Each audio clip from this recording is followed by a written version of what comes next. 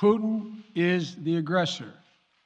Putin chose this war, and now he and his country will bear the consequences. Today, I'm authorizing additional strong sanctions and new limitations on what can be exported to Russia. This is going to impose severe cost on the Russian economy, both immediately and over time. We have purposely designed these sanctions to maximize the long-term impact on Russia and to minimize the impact on the United States and our allies. The United States is not doing this alone. For months, we've been building a coalition of partners representing well more than half the global economy. We will limit Russia's ability to do business in dollars, euros, pounds, and yen to be part of the global economy. We'll limit their ability to do that. We're going to stunt the ability to finance and grow the Russian military. In today's actions, we've now sanctioned Russian banks that together hold around $1 trillion in assets. We've cut off Russia's largest bank, a bank that holds more than 1/3 of Russia's banking assets by itself, cut it off from the U.S. financial system. And today, we're also blocking 4 more major banks. That means every asset they have in America will be frozen. As promised, we're also adding the names to the list of Russian elites and their family members that we're sanctioning as well. As I said on Tuesday, these are people who personally gain from the Kremlin's policies, and they should share in the pain. We will keep up this drumbeat of those designations against corrupt billionaires in the days ahead. Our forces are not and will not be engaged in the conflict with Russia in Ukraine.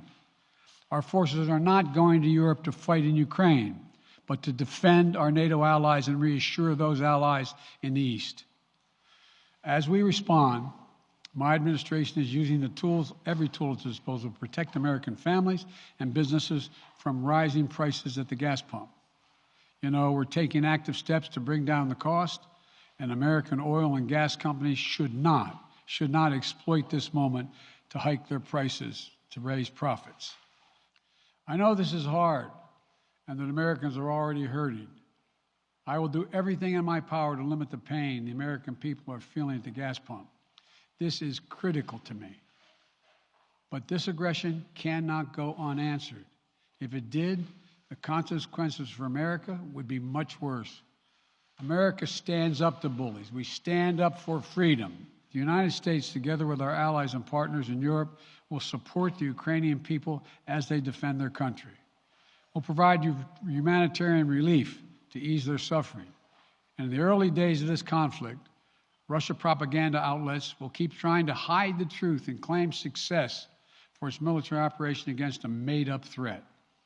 But history has shown, time and again, how swift gains in territory eventually give way to grinding occupations, acts of mass civil disobedience, and strategic dead ends. This is a dangerous moment for all of Europe, for the freedom around the world. Putin has committed an assault on the very principles that uphold the global peace. But now, the entire world sees clearly what Putin and his Kremlin allies are really all about. This was never about a genuine security concerns on their part. It was always about naked aggression, about Putin's desire for empire. And Putin's aggression against Ukraine will end up costing Russia dearly, economically and strategically. We will make sure of that.